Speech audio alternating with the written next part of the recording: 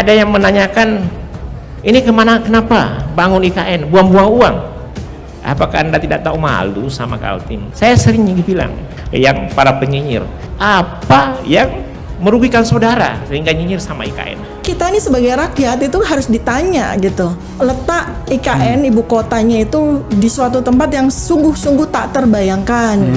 Ya, tapi saya nggak berani bilang Jin buang anak nanti di penjara kayak Bang Edi. Ya, kalian udah tahu kan, Istana Garuda IKN dibilang istana pemuja setan. Tapi sebenarnya orang-orang yang suka mengolok-olok kerjaan orang lain, pada dasarnya itu disebabkan oleh banyak kesialan di hidup mereka. Mereka itu bingung mau nyalain siapa atas kesialan itu. Yang akhirnya ketika ada kesempatan, misalnya ada kerjaan orang lain, itu secara otomatis akan menjadi kesempatan mereka untuk melampiaskan kesialan hidup mereka dengan cara mengetik komentar-komentar yang tidak pantas. Tetapi ambisi Jokowi adalah mempertahankan legasinya. Dia masih pergi ke Cina buat nawarin IKN. Dia masih mondar-mandir dari satu koalisi ke koalisi yang lain untuk mencari kejelasan nasibnya tuh. Dia memikirkan nasibnya sendiri. Dia nggak pikirin nasib kita.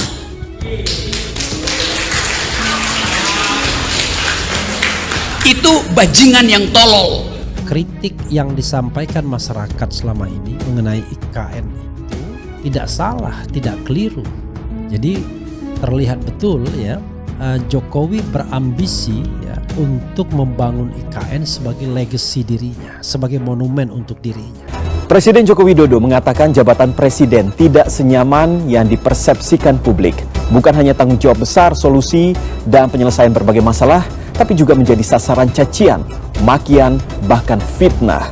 Dirinya mengaku tahu disebut bodoh, pelangak-pelongo, tidak tahu apa-apa, hingga dijuluki Fir'aun dan juga tolol. Ada yang mengatakan saya ini bodoh, pelongo-pelongo, tidak tahu apa-apa, Fir'aun, tolol.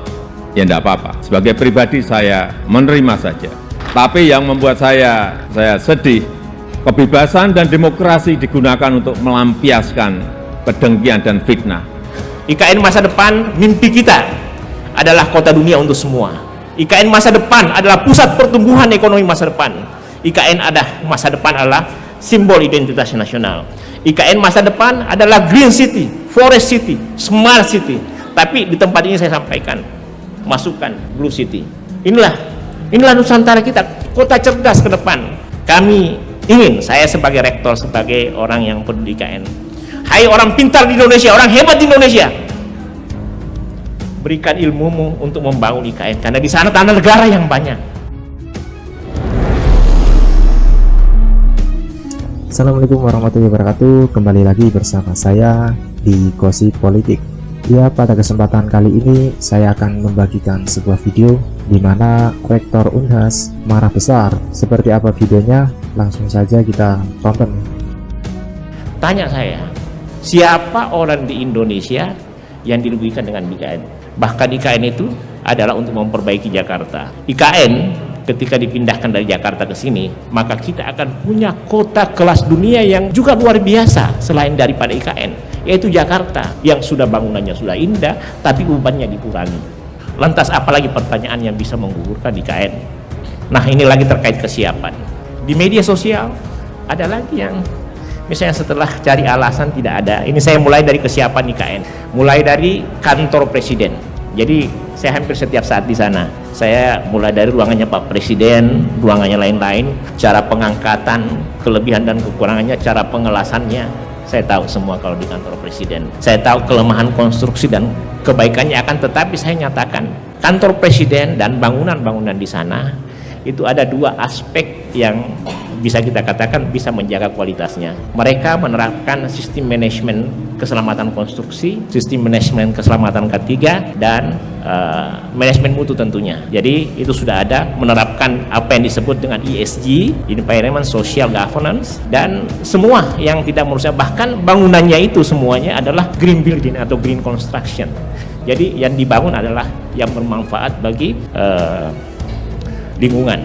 Nah, kantor presiden, ada yang nyinyir lagi, dia bilang kayak kelelawar. Ini karena kalau saya lihat itu dari gambarnya, dia putar video pas menyudut kayak tidak ada celah-celah, itu kelihatan kayak gelap. Padahal saya ini mulai dari dipasang itu saya lihat itu celahnya bagus ya, ini di kantor presiden.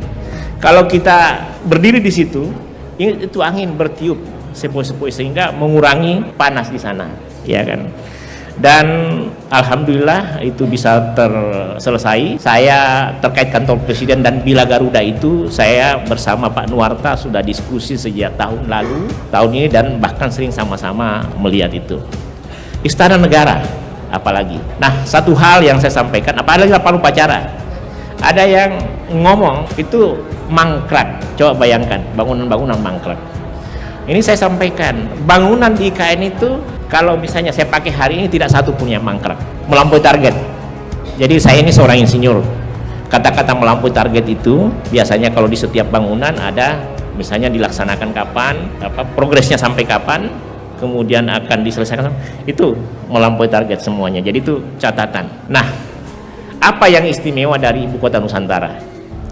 Jadi ini saya sampaikan, 2 minggu lalu saya di Spanyol. Saya lihat Istana Alhambra. Saya lihat lekuk-lekuknya sama dengan Ibu Kota Nusantara. Tahu nggak? Saya berdoa saat itu, ya Allah, mudah-mudahan Istana Garuda, karena bersamaan saya di Alhambra, Pak Presiden juga sebut itu Istana Garuda. Mudah-mudahan Istana Garuda yang ada di IKN, Istana Negara yang ada di IKN, itu bisa dikenang 800 tahun yang akan datang oleh anak cucu kita. Kalau kita lihat Alhambra selalu disampaikan bahwa ini dibangun oleh arsitek-arsitek hebat. Nah, akhirnya kenyataannya. Saya kemarin sama Pak Troy, sama Wakil Menteri ATR yang juga Wakil Kepala Otorita IKN, kemudian Pak Danis Sumadilaga, karena Pak Danis ngajak saya untuk lihat kondisi terkini. Waktu di sana, kaget jadi saya barusan masuk ke bagian depan ruang Bhinneka yang Plaza Seremoni. Saya membayangkan saja, saya bisiki Pak Troy, saya akan rubah tulisan saya di tribun yang menyatakan bahwa saya berharap nanti Istana Garuda sama dengan Alhambra. Ternyata IKN Garuda Nusantara, IKN di Istana Negara tidak kalah dengan istana yang fenomenal. Bahkan saya bisa katakan itu akan menjadi salah satu istana yang terindah di dunia. Ya kenapa? Cari istana di dunia yang bentuknya seperti di IKN. Jadi di IKN itu kan nanti suatu saat mudah-mudahan teman-teman ada kesempatan itu lekuk-lekuk tidak diganggu, air luar biasa. Hanya saya mengimpikan suatu saat dilekukan itu airnya tersambung sehingga tidak saja kita berjalan kaki jadi jalan kaki. Kemenko 1, Kemenko 2, Kemenko 3, Kemenko 4 itu kita bisa jalan kaki, dekatan. Kalau di awal itu berjauhan, ini dekat sekali. Dan ini spektakuler. Ini juga saya sampaikan terkait kesiapan. Sekarang kesiapan di Ibu Kota Nusantara kalau bicara bangunan, mulai dari kantor presiden, Istana Negara, kemudian kantor Kemenko, kantor Kemensesnek, rusun Pas Pampres, rusun ASN itu sudah siap, meskipun sebagian masih harus diperbaiki. Nah, dengan demikian tadi bendera, duplikat bendera pusaka sudah diterbangkan. Jadi pas tadi jam 10.54 diterbangkan dari Jakarta bersama teks proklamasi. Ini untuk kesekian kalinya sebagai bukti bahwa IKN itu sudah nyata pindah. Karena kenapa? Cari tempat di Indonesia yang ada tanah dan airnya yang merupakan gabungan seluruh tanah dan air di Indonesia. Tidak ada. Yang kedua, dengan dibawanya duplikat bendera pusaka dan teks proklamasi yang sebentar sekitar jam 1 siang tiba, itu sebagai pertanda mimpi Soekarno. Ya, ini jadi yang kadang-kadang yang protes-protes ini kadang-kadang orang yang anti Jokowi, padahal itu kalau bicara IKN bukan Jokowi saja. Di sana itu ada Soekarno, di sana ada SBY, di sana ada macam-macam. Bahkan saya secara pribadi di tahun 2010 di depan JK menyampaikan, waktu itu saya usulkan pemindahannya ke tengah Indonesia karena saya berpikir tengah Indonesia itu adalah Sulawesi Selatan. Ya. Nah, Bapak Ibu sekalian, saya lanjut lagi. Apa yang bisa saya tarik sebagai orang yang sangat aktif di IKN? Yang pertama, saya pribadi, kemudian tentunya Pak Dewan Pembina, Pak Dr. Dendi dan Sivitas Akademika itu meyakini bahwa ini benar, sehingga langkah kami tidak capek karena kami itu anggap amal jariah. Yang kedua, saya melihat atau menyaksikan pembangunan IKN Nusantara itu suatu yang spektakuler. Bapak Ibu sekalian, ini sekedar informasi saja. 29 Maret 2023 saya di IKN bersama para guru besar di Indonesia. Di sana itu masih timbunan. Coba dihitung 1 tahun berapa bulan itu sekarang sudah jadi seperti ini. Rusun Polri groundbreaking di bulan Desember. Sekarang sudah sampai di mana?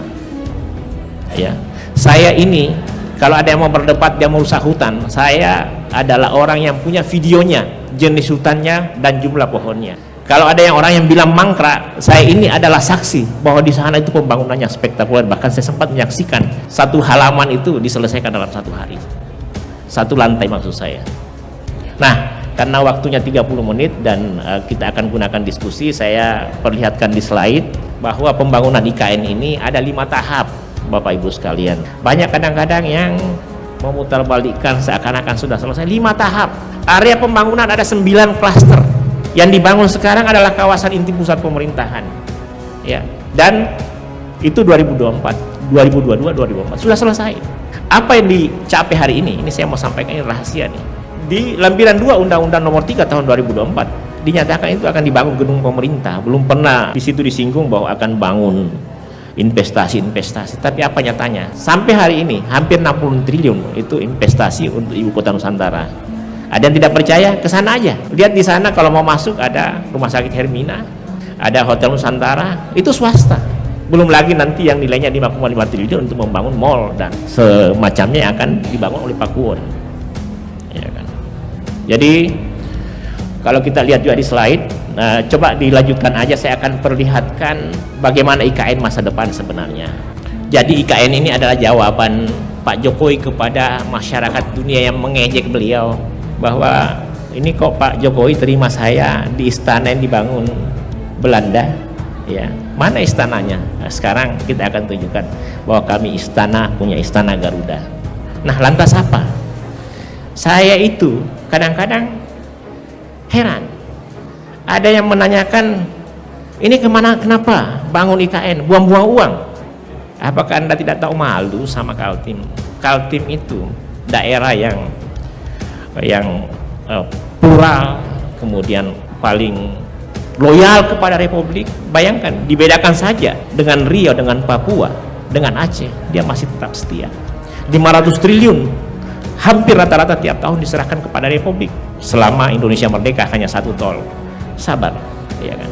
Nah, makanya pembangunan IKN ini bukan lagi untuk Kaltim aja. Jadi IKN ini Bapak Ibu sekalian yang nikmati Kaltim, Indonesia dan dunia. Kenapa dinikmati Kaltim, Indonesia dan dunia? Coba lihat pekerjanya dari mana, coba lihat bajanya dari mana, coba lihat pasirnya dari mana, coba lihat perusahaan-perusahaan dari mana, iya kan? Sekalipun demikian, fakta menyatakan bahwa dengan IKN pertumbuhan ekonomi Kaltim mengalahkan rata-rata nasional yang 5,5%, yang di akhir tahun 2023 mencapai sekitar 6,2%, kemudian di April mencapai 7,26%. Lantas apa lagi? Saya sering dibilang yang para penyinyir, apa yang merugikan saudara sehingga nyinyir sama IKN? Saya nggak tahu alasannya. Kenapa? Mau bilang karena tidak ada uang, buktinya kita mau upacara sudah. Mau bilang tidak ada yang setuju, NU saja setuju, rektor-rektor hampir semua setuju, bupati dan gubernur hampir semua setuju, orang dekan teknik Indonesia semua setuju, orang pintar semua setuju. Anda memandang dari jauh kemudian mau menyatakan gini, oh ini, jadi dia kadang-kadang datang ke IKN, dia pinggir-pinggirnya kemudian tidak selesai, tapi dia tidak pernah menyaksikan betapa spektakulernya pembangunan IKN itu. Ini saya melihat ini, saya mau perlihatkan dulu, inilah IKN masa depan. IKN masa depan, mimpi kita adalah kota dunia untuk semua. IKN masa depan adalah pusat pertumbuhan ekonomi masa depan. IKN masa depan adalah simbol identitas nasional. IKN masa depan adalah green city, forest city, smart city. Tapi di tempat ini saya sampaikan, masukkan blue city. Inilah Nusantara kita, kota cerdas ke depan. Akan tetapi Bapak Ibu sekalian, kami ingin, saya sebagai rektor, sebagai orang yang peduli IKN, hai orang pintar di Indonesia, orang hebat di Indonesia, berikan ilmumu untuk membangun IKN, karena di sana tanah negara yang banyak, tidak ada yang dirugikan, ya kan? Sudahlah, berhenti nyinyir untuk ibu kota Nusantara. Sekarang sudah berlanjut, bendera pusaka sudah ke sini, 17 Agustus akan dilaksanakan, mari bahu membahu. Kita sadar tidak ada yang sempurna dalam proses pembangunan, tapi kalau kita bersinergi dan untuk kebaikan bersama, itu saja yang saya sampaikan sebagai pengantar. Assalamualaikum warahmatullahi wabarakatuh. Baik, terima kasih, kita beri aplaus pada Pak Rektor. Ya, itulah tadi video dari Khas. Bagaimana tanggapan kalian? Silahkan tulis di kolom komentar. Sekian dari saya. Wassalamualaikum warahmatullahi wabarakatuh.